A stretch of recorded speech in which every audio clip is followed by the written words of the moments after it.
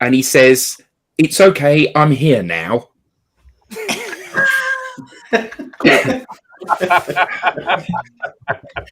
Boom, boom. Boom, boom. Hello, everybody, and welcome to the Digital Download. Today, and we got a full house. 9. I'm not sure that we can have more Live's than longest running weekly business LinkedIn live stream. Yeah.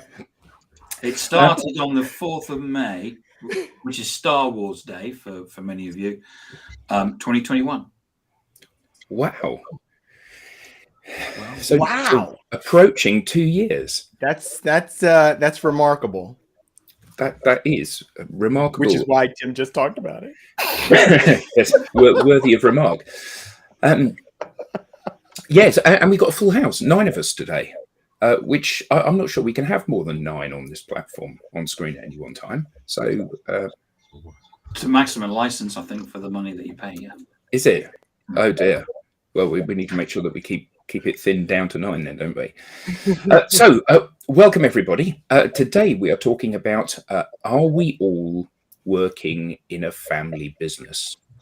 Now, I think all of us kind of think of family businesses as being the local shop or your dad's accounting firm that you go and work within or whatever it is. But I think that there's been a big shift over the last 2 years with remote working and the advent of digital and the rise of social, and it's having a dramatic effect on how we view ourselves, interaction in our home, because let's be honest, most of us are working from our spare bedrooms most of the time. So it means that our life partners, our spouses, our families can come and often do come and join the call. And also very much aware of what it is that we're doing. But also that glimpse into somebody's home life means that we're much more connected to people than we were before. You know, I know what your spare bedroom looks like. I know when you're not in your spare bedroom, when you're phoning in from a coffee shop or whatever it is. And that makes me feel much more connected to you, excuse me, to you and to the other people. And the question is, do we all feel that we're more connected to people? Do we all feel that we're part of an extended family? Do we all feel that our families are more involved in what it is that we do? And is that also true when we work within a large corporate? We're now able to have and develop friendships and relationships with people across an organization in a way that would have seemed very alien 2 or 3 years ago. But before we get on to debating that, let's all introduce ourselves. Tim. Hi, I'm Tim Hughes. I'm the CEO and co-founder of DLA Ignite, and welcome everybody. Alex. I'm Alex Abbott, founder of Sapiro and proud DLA partner. Good to be here today. Will. Hello, everybody. I'm a DLA associate, so work with Tim and Adam especially, and I'm also an independent learning consultant and coach. Tracy. Hello, everyone. I am Tracy Morrison, the Canadian representative on the panel today of TLB Coaching and Events, and I'm too a proud partner of DLA Ignite. Lenwood. Hi, I'm Lenwood Ross. I'm the founder and CEO of Accelerate and a partner of DLA Ignite. We help companies move faster with digital transformation. Is that the Lenwood Ross as seen on Forbes? Yeah. Well, the one and the same. One and the same. Thank you. Rob. Good morning, all. I'm Rob Durant, founder of Flywheel Results, based just outside of Boston, Massachusetts, and also a proud DLA Ignite partner. Jensen. Hi, I'm Jensen Abbott. I work for Sapiro, and I am also a proud partner of DLA Ignite. And welcome, Jensen. This is your first show. Jordan. Hello, everyone. I'm Jordan Abbott, working for Sapiro as well. Proud DLA Ignite partner, and one that's probably up for debate. I'd say the best looking Abbott boy on the show today. I don't really think that's up for debate, is it? And then last but least, it's me. I'm co-founder of DLA Ignite, and I'm Tim's business partner.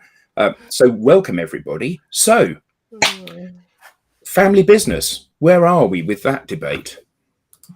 Ooh, can I go first? Please. Just because Nicholas, so for those of you who don't know, my 4-year-old son, Nicholas, yesterday, so I was working in the morning, which is what I do because he's still sleeping.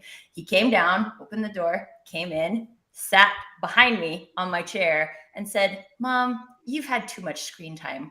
and I was like, there's some truth to that based on how much screen time I give him at one given time. But that was just like the first thing that came up to me when we're talking about family business, because there's less ability to separate business and family. And then it's almost like you're forced to figure out like what is the harmony here that can exist, because I don't believe in balance. But yeah, you can't really stop your family from being involved in your business. And something that I've really been recently looking at, I started monitoring my internet usage on my phone to see like which apps am I spending time looking at on my phone. And the first week I got the report, I was like, oh my God, I spent like 4.5 hours a day on my phone, not just on my, like, that doesn't include what I'm doing on my computer, on my phone. And that's like, some of that is me learning Spanish, but a lot of it is like being on LinkedIn. I am learning Spanish, fun fact. But a lot of it is LinkedIn or replying to emails or work-related things. And I'm doing a lot of that while I'm with Nicholas. So it's been interesting to me to like explore this perspective of what is like, literally, I'm an entrepreneur and also have a family business just because the rest of my family is by default involved. So is that a good or bad thing, do you think? You know, the merging of these two worlds and the fact that you can you can simultaneously say, I'm going to leave my desk for half an hour to go and do lunch for Nicholas, but equally you end up saying, I'm going to leave Nicholas for half an hour to go and do a call. So is this on balance a good thing or a bad thing? I think probably for everybody it's different. And I don't believe in things being inherently good or inherently bad. It's how we interpret them. So like yesterday we made cream puffs because I was like, I've never made a cream puff, and Nicholas had never made a cream puff. So that was our activity we did for the afternoon. And I had to leave making cream puffs. Between the cream puffs, and the cream puffs actually turned out quite good, the pastry cream turned out terrible. So pros cons. But I had to leave in between to go and do a call, 30-minute call. And it was really interesting because while that morning when Nicholas came down and he had told me I had too much screen time, I went and I did a 30-minute call. I came back and we continued baking, and he was like, oh, that was quick. So I think we all have to figure out, like, what about this works? What about it doesn't work? I know one of the things when I started my business when I moved from corporate into running my own business that I noticed is that I used to have this like decompression time between work and home in the commute. And I think a lot of people lost that going into remote work. And so now I need to find a different way to create decompression time, but I don't need to create it. Like, did anybody really like sitting in traffic? I didn't actually like sitting in traffic, right? That was my decompression time. So now I get to like go for a walk outside, or I get to write for a little bit, or paint. I do watercolor painting. So like I can paint for 20 minutes and I can create that decompression, and then I can come right back to Nicholas. Or we were talking about this before we came on, but I don't know if all of you remember when Nicholas flew Jupiter across the screen, but those are watercolor planets, right? So we painted those planets out of watercolor. It combined two things. So I think it's more about like, there's this new like creation that has to happen in order for it to work. I don't think it's inherently good or bad. I think it can work if you find ways that can make it work. But I think part of the question is, you used to have that decompress. Do you need to have a decompress? because I love what I do, so I recognise that I'm very privileged from that perspective. So for me, leaving a comment against or answering a question, a DM that I get on LinkedIn at 10 o'clock at night, or responding to an email at 7 o'clock in the morning before I've had breakfast and my first cup of coffee, I don't see that as being a hardship or an intrusion, because I have the freedom to work at 10 o'clock at night, but also to take off 11 till 12 o'clock during the day if I want to. And I think that increasingly this hybrid working and this different work-life balance that we have, because we all have an expectation that I'm gonna send you a text now, and then I sit there drumming my fingers waiting for you to respond, which is completely unreasonable. In the days of sending letters, you would have sent a letter, you would have waited a week, you'd have seen what the response was going to be. Now you expect an immediate response, and we all do that. But also we serve that because we know that the people that we're talking to expect that as well. So I think there's a certain degree of give and take. And I think that Andrew's comment here, can you separate family from business when working from home? I think the question is, should you even try to separate family from business when you're working from home? Because so the answer is yes. You just need a curtain. I was going to say, I now have doors, and that substantially helps. On the other side of that curtain is my living room. And I will conduct interviews throughout the day. I'm interviewing candidates. Many a time I've closed shop for the day and gone to the dinner table only to have my children mock me for the things that I've been saying on these calls.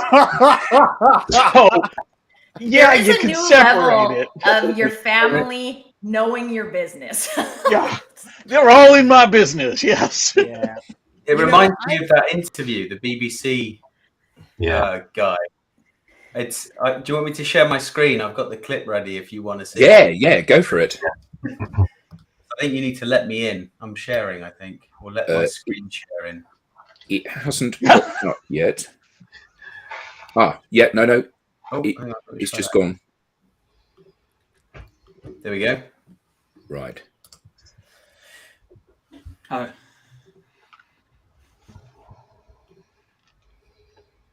Run VT. I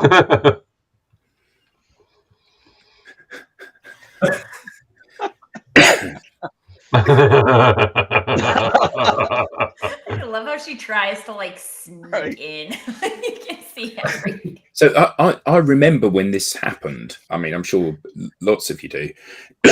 I remember when that happened, and I remember the furore around the comments there. This was kind of at the start of COVID, and this was a guy who was a political commentator, and that was his big break, wasn't it? He was going out live on the BBC, and I think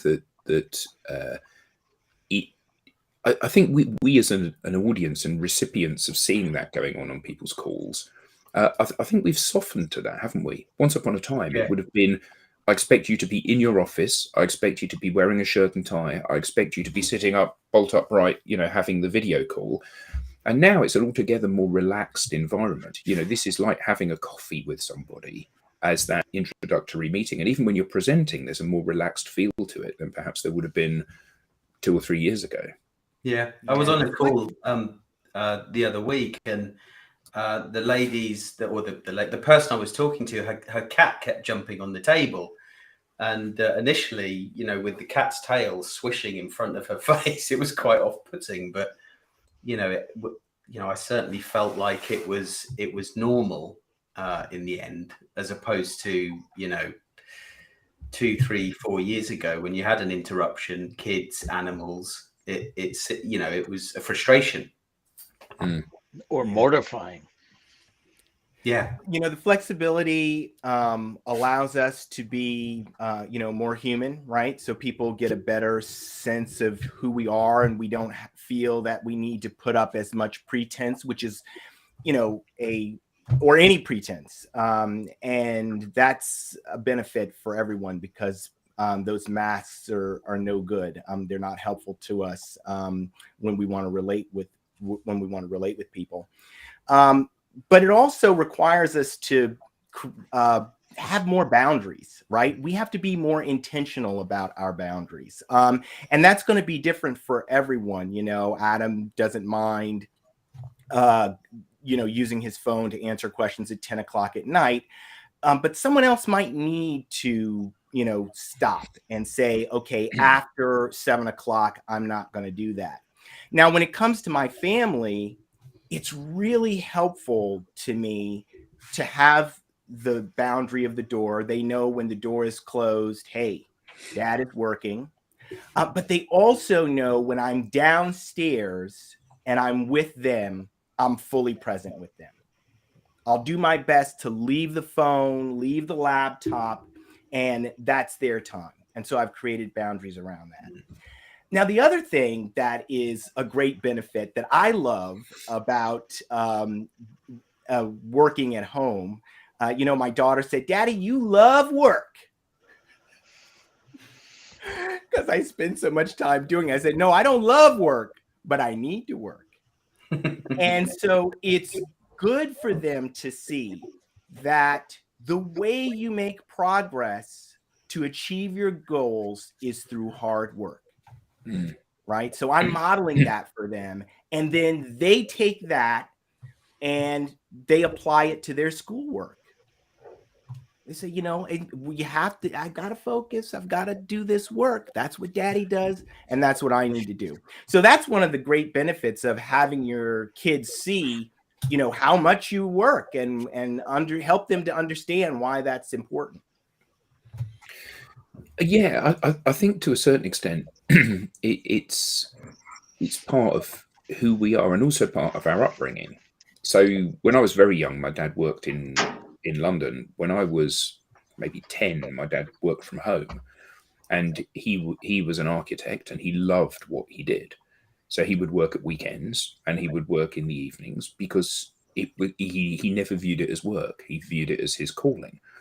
And whenever I've either worked for somebody or worked within my own business, I've always tried to adopt the same thing, the same attitude. I love what I do. If I don't love what I do, I need to change it or change what I do, because it's such a huge part of your life.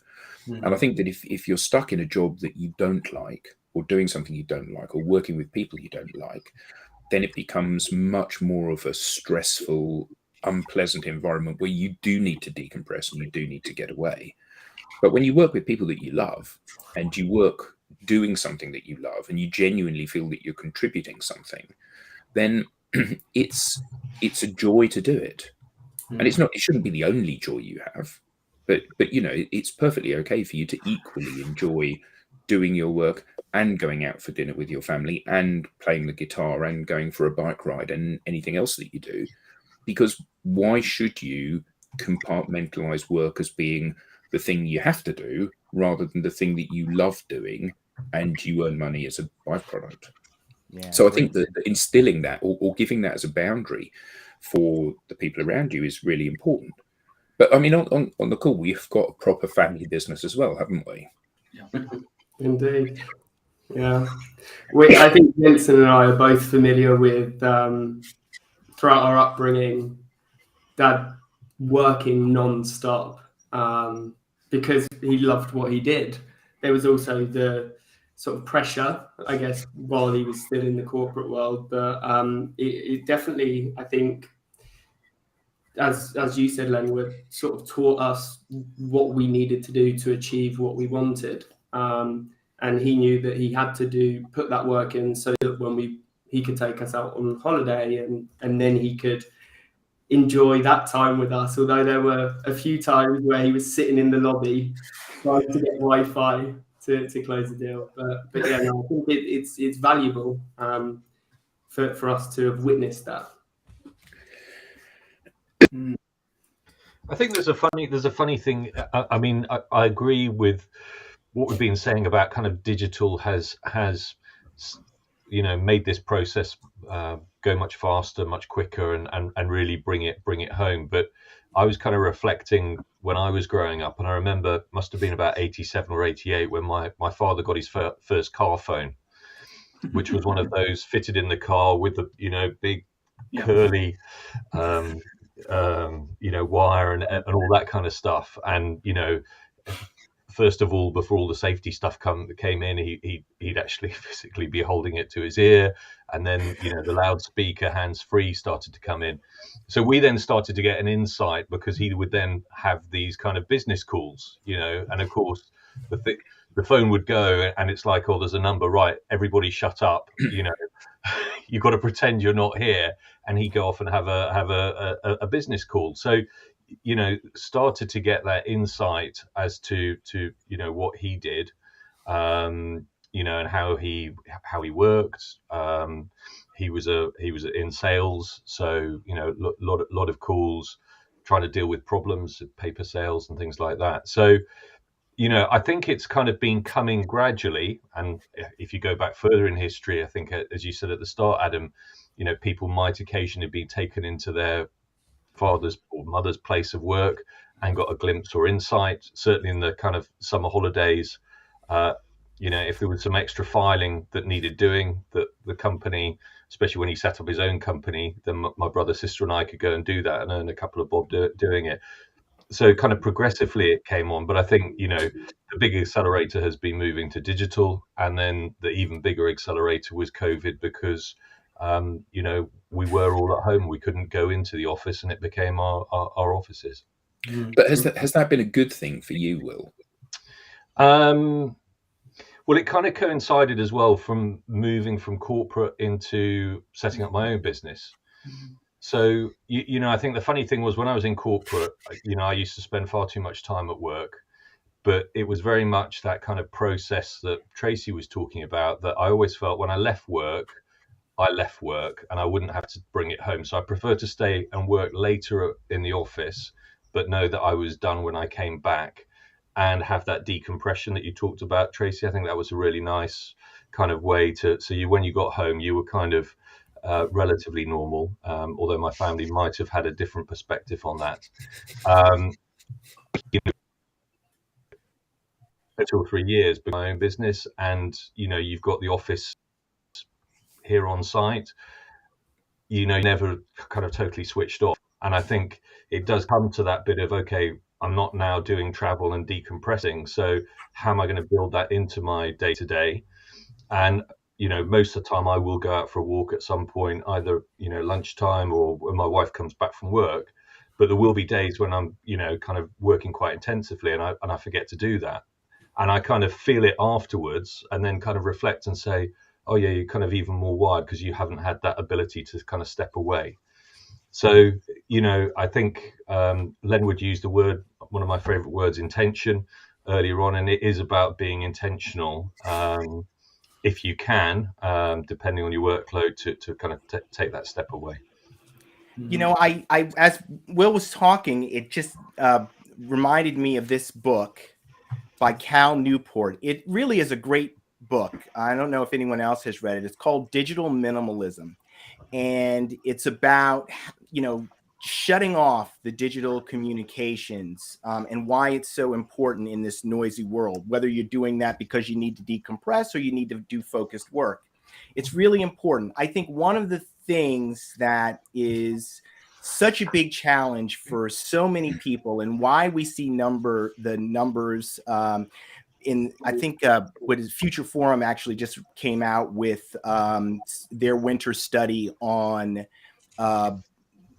work, and in there's some statistics on burnout. I think one of the reasons why we're seeing such high levels of burnout and overwhelm is because people they have not yet internalized the boundaries that Will was talking about, right? So when we had to go to work to do work, and then we left, that created a physical, just think back before email and cell phones, right? That created a boundary for us, right? So we didn't need to create the boundary. And just over time, there's been a creep with every digital technology, cell phones and email, and now the smartphone. that has totally eliminated the boundary. So now what we have to do is we have to create those boundaries internally ourselves. That's not going to cure the feeling of overwhelm, but it will help significantly. And it's actually, I mean, the reason why I brought it, I didn't mention this, but I had this problem. I had this problem. I read this book and I said, hey, I'm on it. I'm doing it. Thanks, Cal. Well, and I think that's the point, right? Is that like we don't have that practice of creating our own boundaries, so we don't know how to do it. And so you need to start from somewhere. And sometimes you'll create a boundary that works, and sometimes you'll create a boundary that doesn't work. And you just have to kind of like figure out what are those things that work for you, because it's easier. Theoretically, it's easier for someone else to impose boundaries on you, and you just meet them, right? They tell you what they are, you meet them, and you just do it. You check the box, you say, I'm done with boundaries. But when you're creating them on your own, especially if you're creating them to build your own unique work-life harmony, then you have to figure out how to do that. And it takes some time. Richard, Can I make one more point actually on this, which is that I'd love to see enterprises taking on more of this personal development kind of a training that they haven't really been doing. Sorry, Tim. Richard makes a really good point about taking time out and walking. I know people that actually, you know, they're at home, they put on a shirt, they may even put a tie on, and they walk around the block, and they actually come back and sit at their desk. And then at the end of the day, they get up from their desk and they walk around the block, and they come back, and so in effect, they're still going with that decompression time of saying there's a point of travel that I go through where I become in work, and a point of travel where I go through and I'm at home. That's the Superman many strategy, of us, which is on page 232 of this. I'm kidding. There's no. Well, okay, there's something I want to say about that though, because this is also then assuming that you have like a start and then a work day and then an end. Yes. Right. Because for me, that is absolutely not my thing. Right. Like yesterday morning, I got up, I did like an hour worth of calls. I did about a half hour worth of writing. And then Nicholas told me I had too much screen time. So I left and we started The had cream breakfast. We did our cream puffs. I went back, had a call, went back, did pastry cream, right? Came back for another 2 hours of calls, had dinner, came back for another 2 hours of calls. So there's like a lot more back and forth, especially when you do like really take that ownership of like, this is my day.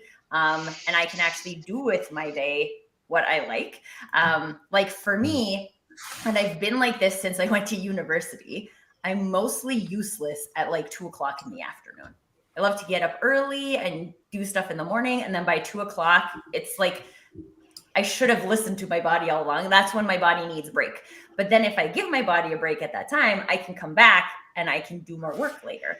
And so there's more shifts that happen. So when there's more shifts that happen, it's when I'm thinking about this decompression time now, I actually feel like I need less decompression time, because my corporate work was work I did because I was good at it. And I worked my way up to like a vice president level. And then there's all this pressure on you to like do things that and most of them I was just like, I wouldn't do this, right? And so you need that, no joke, at least 20% of the time, that decompression time in my commute was me crying in my car, right? That's not doing something that you love, right? That's doing something that pays you money. And a lot of us have that as part of our career, right? Like we have those pieces of our career where we do things because we need money, and that's okay.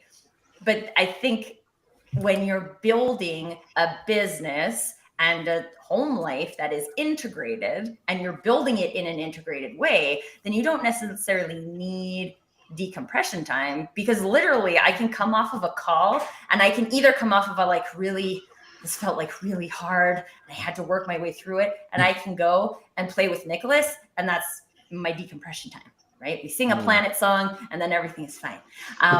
And so there's a difference, right? Not that a walk is bad, a walk is great. But there's maybe more puzzle pieces when you do the transition back and forth during the day. But isn't the point? So I've worked for myself as a sole trader. I've worked in small businesses. I've worked in large businesses, and from my very first job, which was working in an off license, like a liquor store, as you would say in America, I used to work. Sometimes I wouldn't finish until 10 o'clock at night. And then when I went to work in the hi-fi industry, would work during the day in the store and then would go out in the evening and install the hi-fi for people. So sometimes I wouldn't leave a customer's house until 11 o'clock at night. So the idea of effectively clocking in and out emotionally has been completely absent from my life. When I was a child, my father worked in the evening and at the weekend sometimes. When I got my first job, it seemed perfectly normal. And when I studied as a musician, obviously, you study during the day and then you go and play in a concert in the evening, which starts at 7:30 and finishes at 10. So the idea of working at night, the idea of traveling during the day, when I met Tim and, we were working in Oracle, I would travel a lot. The idea that I would get a plane on Sunday afternoon rather than Monday morning, so I would be flying on my time rather than the company's time, I never thought twice about it. And I never thought to myself, okay, well, I've given you 4 hours of my time here, which means that I'm not coming into work tomorrow morning. Although my boss was really good about that. And he would always say, no, we traveled over the weekend, so you must take the next day off. But I've never felt that to be a hardship. I've just felt it to be the way that things are, because I've always enjoyed or tried to enjoy what it is that I do. Now, if I did a job that I hated, if I did a job that didn't fulfill me, if I did a job that didn't require me to meet people and have interesting conversations and debates, I might have a very different perspective on this. And I'm not saying that working in a factory is a bad thing to do, but what I am saying is that working in a factory would kill me. The repetition of doing the same thing over and over and over again. And I would absolutely want to clock in the morning and then clock out and say, that's not my problem now. That's for you to solve. I'm going to go home and do something else. But I think that Michael's comment here, small business is personal. I think actually, aren't we all in small businesses? Even when we're in big businesses, aren't we in small businesses? Because we're responsible for our bit of that. And whether that bit is you and your team or just you, you're responsible for it. And you have to craft that in a way that suits you and in a way that fulfills you, so you get joy from it. Because if you hate what you do, it's 8 hours a day every single day. You spend more time doing that than you do with your life partner. But it's funny, Adam, what you say. And I mean, it's great because I think probably all of us on the call feel the same way, that we're really engaged in our businesses. We really enjoy them. I forget how long ago this survey was done, but I think it's been repeated. The stats that they kind of say in terms of the people who don't feel engaged in their jobs is something like 70 to 85% of the people in the workforce. How many, sorry? 75 to 80% do not feel engaged in their work. Yeah. I'll try and find out where but as I say, I think it's been repeated. But I mean, yeah, I think we're lucky. Gallup does a survey similar to that, and it's usually, and even this year, I think the points are down. Like, more people are feeling disengaged at work, and this is the thing, right? Like, I think this is really amazing, your experience, Adam, and my experience is that, like, my dad went to work. He worked all the time. My mom was mad that he worked all the time. Right? She's the one who, like, she was a stay-at-home mom, so she drove us around, and like there were times we would go to pick up my dad and drive around the block, waiting for him to come out. And he worked a lot because he felt like he had to work a lot because it was his job to make the money, and because my mom stayed at home, and he doesn't love what he does. And now he's a consultant and he still doesn't love. I hear him on the phone sometimes when he's at my house, and I'm like, just angry, right? Just mad. And so, like, when you grow up with that, then that's what you grow up expecting work to look like, right? So it's really cool that you had that example at home that shows you, yeah, maybe you can work at all hours, but you do it because you're doing something you love. And a lot of people don't have that role model growing up. And it's super interesting for me because I didn't have that. And like my dad's super hard worker, right? My mom used to be a nurse. So like there's also a lot of structure in the healthcare arena, right? So like that is just what they knew. And that's what they showed us because that's all that they know. And now for me, I did that. I did that for 15 years. And I was like, this is the worst. Why would you do this for your entire career? And hence why I left. And now I get to show Nicholas something different because I do get to do what I love. But 5 years ago, I wasn't doing something that I loved. I did something that seemed responsible, that like looked good, right, to society. Vice president of a tech company, right? That looks good. And just got to the point where I realized that for me, all of this look good stuff isn't meaningful to me. And so I'll try something else. I wanted to ask Jordan and Jensen to pipe up a little bit. We've all talked about, we've made the transition from the formality of the business office and the commute and so on. If you've even had that experience in your careers, I can't imagine you had it for very long. What is all of this stuff that we're talking about sound like to you? Give us a little insight there. I'll jump in there, kind of. So as you were talking about, kind of doing a job that you love, it kind of fits perfectly, kind of with the old job that I had before coronavirus. Kind of having dad as an example of kind of getting up early and working hard. My previous job sometimes would require me to be in London from kind of 6 a.m. in the morning, and then kind of like yourself, Adam, I wouldn't leave London until 11 p.m. Sometimes getting home at 12 or 1 in the morning, and that kind of.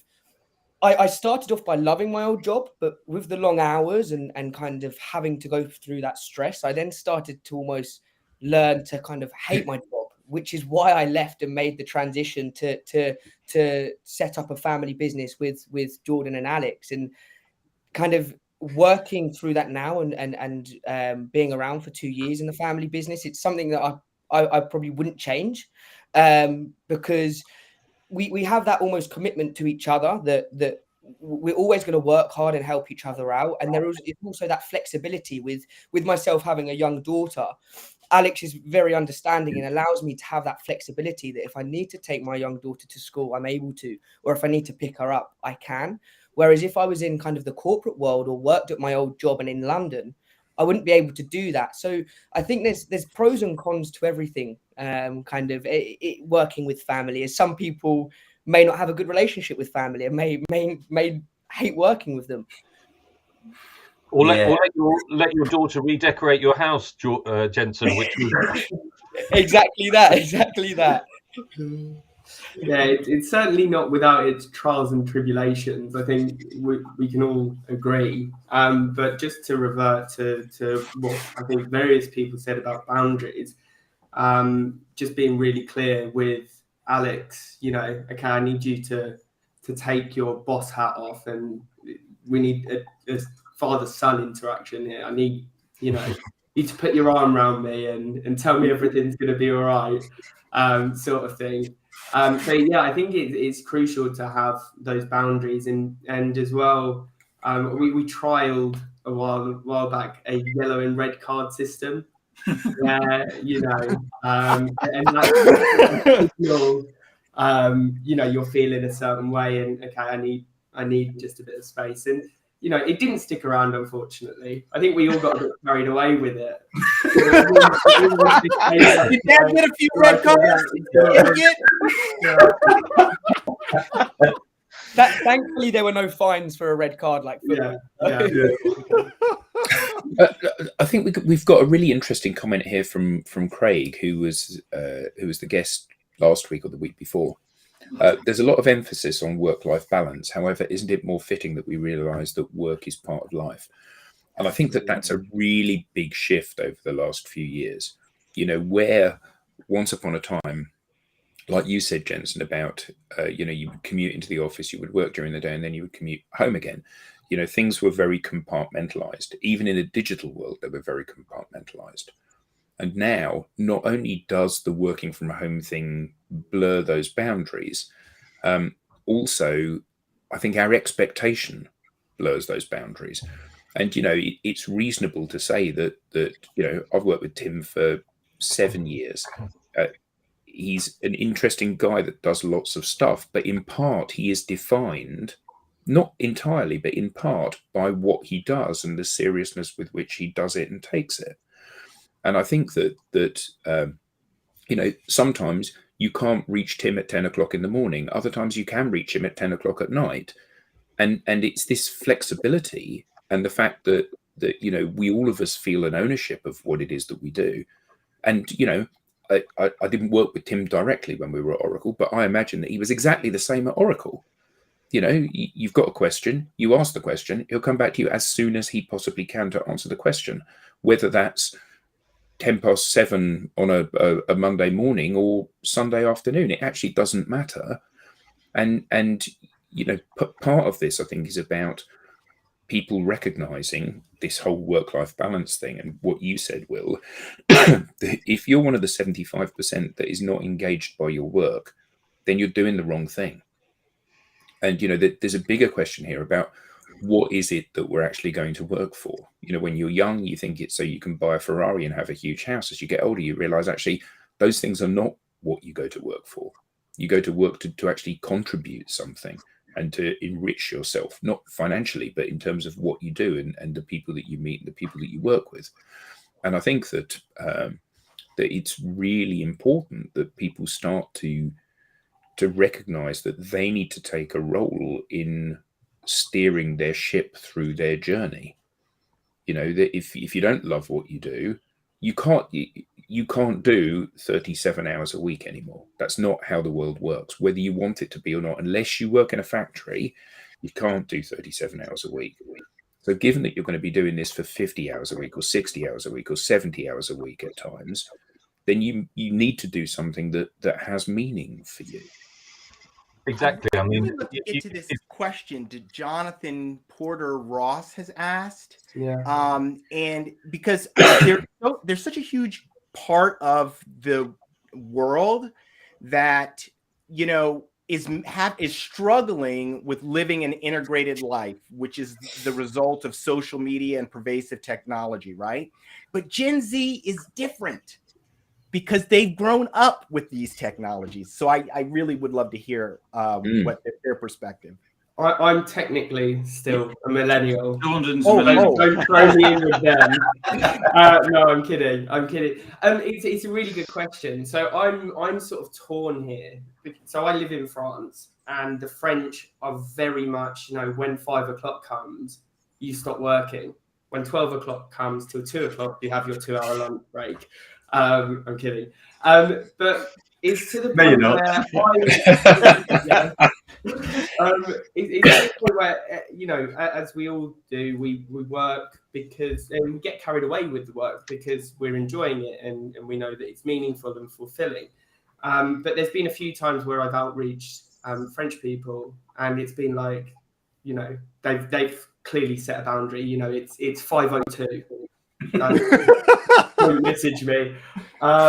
So I don't know, but additionally, I went on holiday recently with my partner, and I made an effort to not open my emails or LinkedIn while I was away, just so I could spend the quality time, because the convenience of having it on my phone, I could pop it open, drop a few likes and comments, and it was refreshing. And then I was hit with a mountain of emails when I got back from holiday, which sort of detracted from that. You said it was refreshing, but was it stressful as well? Did you find yourself grabbing your phone and then going, no, I mustn't, and putting your phone down? Yeah. And how did you cope with that? How did you unplug when you were making a conscious effort not to, but your natural default habit and behavior was to do so? I relied heavily on Megan, my partner. It was a slap on the hand. I was like, okay. Yeah. The card, yeah.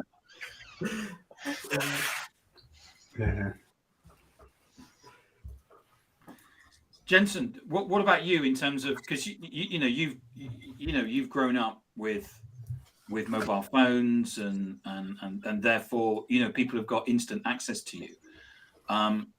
Have you seen? Do you need to go through and actually work out what the boundaries are? Can I jump in there quickly, gents? Yeah, go for it. I think I was going to say exactly what you're going to say, but go for it. I'm pretty sure you Is spent. Dad going to answer for you, Jensen? Yeah. Well, I guess he is, but I'm sure what he's going to say is So go. Yeah. Well, no, tongue in cheek, but every time I kind of look over, I swear he's on Snapchat on his phone. Not working. That's called productivity paranoia, Dad. No, yeah. So I mean, kind of growing up around phones, I know it's something that I could work on. And kind of hearing Tracy say that her screen time was 4 hours. I know some weeks I've checked mine and it's been 8 hours. So kind of seeing the difference, kind of from kind of the Gen Z to others, I would say people Gen Z or people my age, if they don't have their phone, it's almost like they're going to die, and it really is. And I think that's just because we've kind of grown up with mobile phones, and if we need to contact anyone, it's there. We haven't lived through a period of time where we haven't had one. So for us, it's almost like we need it and we have to have it. And that even if our phone dies, it's almost like we die. So yeah, it's something I need to work on for sure is putting my phone down and setting boundaries. Even before I go to bed, I'll always check my phone, and it's actually, can I put my phone on my bedside table that is on the other side of the room so I can then sleep? It's something, I need to work on for sure. And I'm sure kind of it just consumes too much time, whether even if I am working or if I'm checking Instagram or Twitter, there's too much time being spent on my phone for sure. There's a really great Simon Sinek video about him talking about millennials and their phones. And I think one of the stats he uses in there is that when having a choice of either losing your mobile phone or losing your sense of smell, something like 75% of Gen Z would rather lose their sense of smell than lose access to their mobile phone. Yeah, I believe that. Yeah, But is that a bad thing?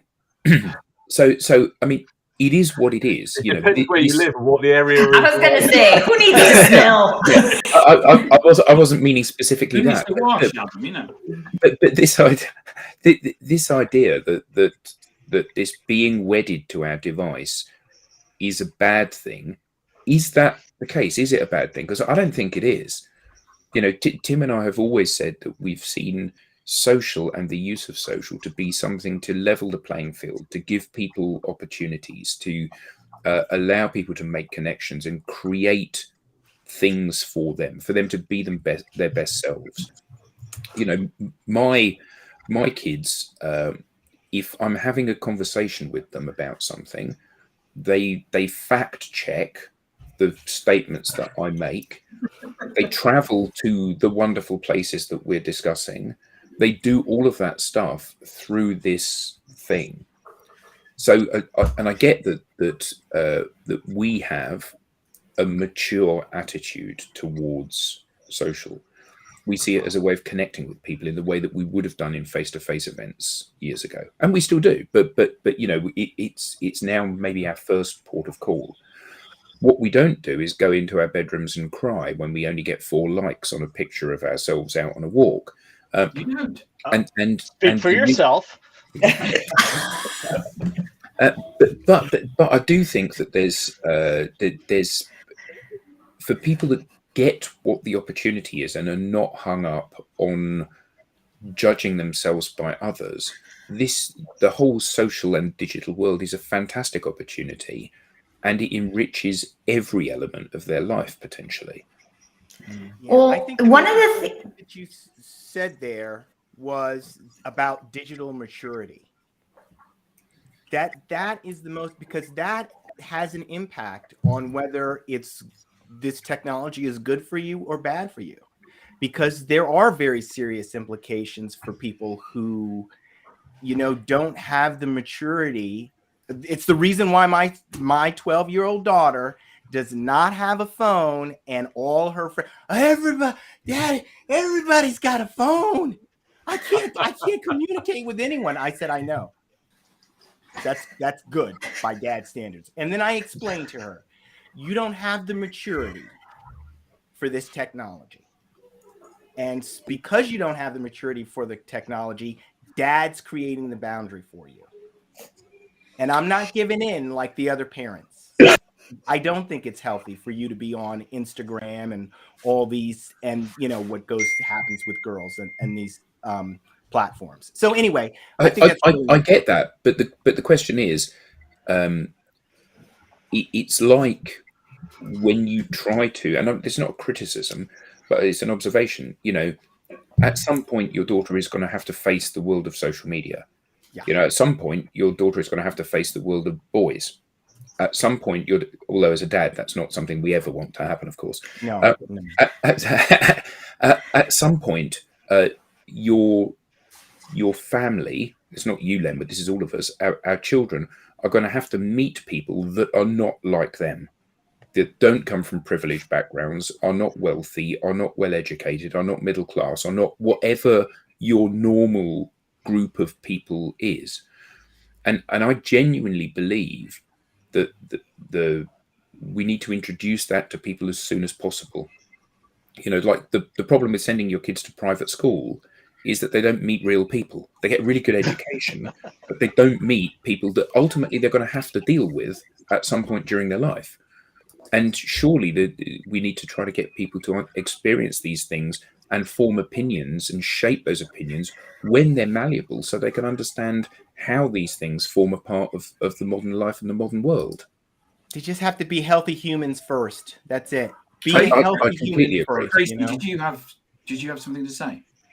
Well, one of the things that I wanted to say just based on that is one, like digital maturity has to be built, right? So like, just like as we're teenagers and we grow up and we build maturity in general, we have to build digital maturity. So building digital maturity doesn't exist if you don't exist in the digital world. And so I think boundaries are good, and boundaries that are right for you. So for me, this keeps coming back to like, what feels good for you, right? I went on family vacation this summer, and I had like a client meeting that was already booked, and I'm like, I'm not going to schedule this. And so also on top of that, I'm going to schedule a networking meeting, digital networking in the morning. I'm going to do that. I'm going to have my client meeting, and then I'll meet you for lunch, right? And it felt so good because actually I needed that kind of experience to balance being with my family for 2 weeks straight. And so that was right for me. That doesn't mean that it's right for everybody. It doesn't mean like that whole time I took pictures of we went through the Rocky Mountains in Canada. It's one of the most beautiful places in the world. I took pictures of it and I posted it on social media because I wanted to. I didn't feel like it took away from my ability to be with my family. I didn't feel like, I don't know if it bothered other people, but it didn't bother me, right? That was part of the balance that I needed. I like to have my phone because I have a 4-year-old and the kid could do something amazing at any given moment. So to have the camera and the video available is something that I have. And I don't want to spend too much time, especially on things that I know are not contributing to me. So one of the things that I do when I track my usage on my phone is what apps am I using? If I'm using Duolingo to learn Spanish, great. I'm not actually going to trade that. If I'm using LinkedIn to have conversations, great. I'm not actually going to trade that. If there's other things like the color sort bottle game that makes its way into the top 3, then I'm wasting my time on my phone, and there's other things I could be doing in real life that's probably more beneficial. And so I think it is about just continually looking at What are the things that you do digitally that contribute positively to your experience? What are the things that you do digitally that contribute negatively to your experience as a human, as an individual human having your own experience, and build those boundaries that work for you. That's all. Love that. If you like, if there's nothing else, I'm happy to share a funny clip about 217. Share your funny clip, Alex. Go on. Trying to dial a number on a rotary phone. It's the opposite end of the spectrum, you know. Can you hear it okay? I can't hear anything. Yeah. 4 minutes to dial that phone number.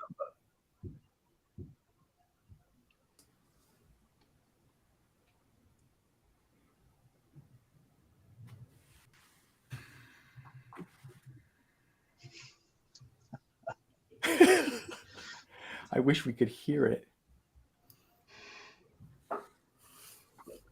Alex, when you click share, did it give you the option to play computer sound or computer audio? There might have been a little toggle switch after you click share. Try that again. Old people. Let me just pull it up on my phone. Yeah. Can you hear it now? No.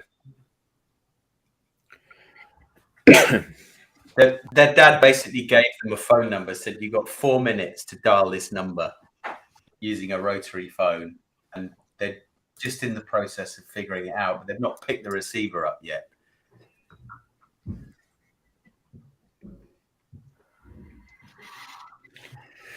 Yeah, it's a clip. It just reminds me because I train with this Peloton trainer who's always talking about like 90s technology.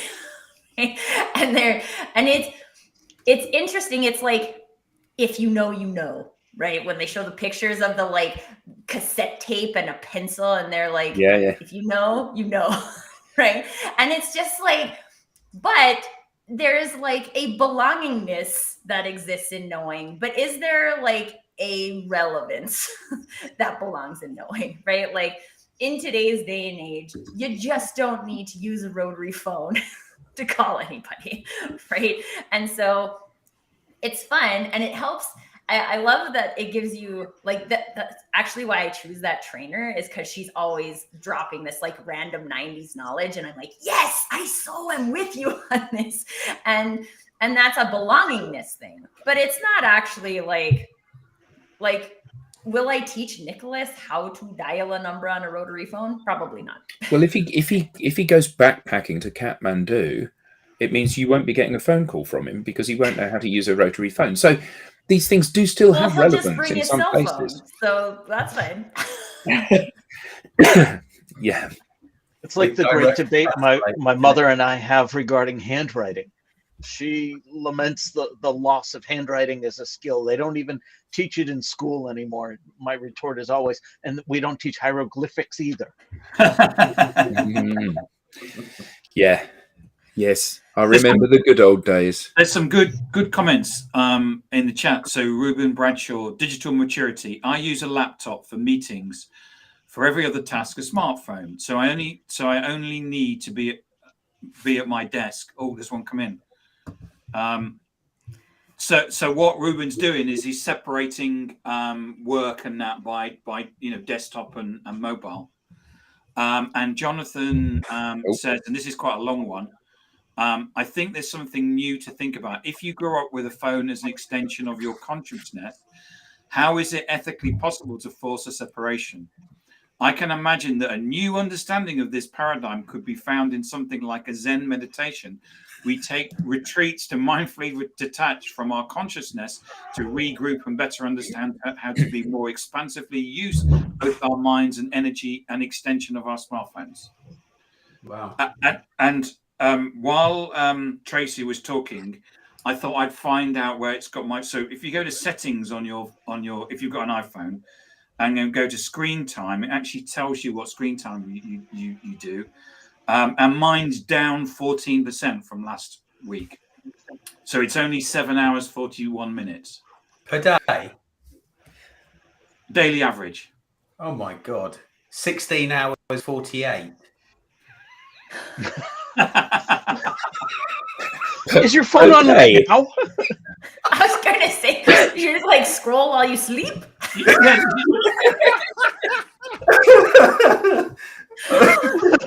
Yeah. Oh my goodness. And on that note, Alex has set a new world record. But joking aside, 16 hours 48 minutes. It is. speechless. Did Absolutely you get it over 24 hours? What's that? 8% down from last week. Yeah, I mean that is a remarkable achievement. But it's been an interesting conversation, and I think that you know, we've only really scratched the surface of this idea of how do we meld a sustainable work-life existence. We've had some brilliant input from the audience. So Andrew, Jonathan, Nick, Ruben, Craig, Michael, Richard. Good to see you, Jonathan.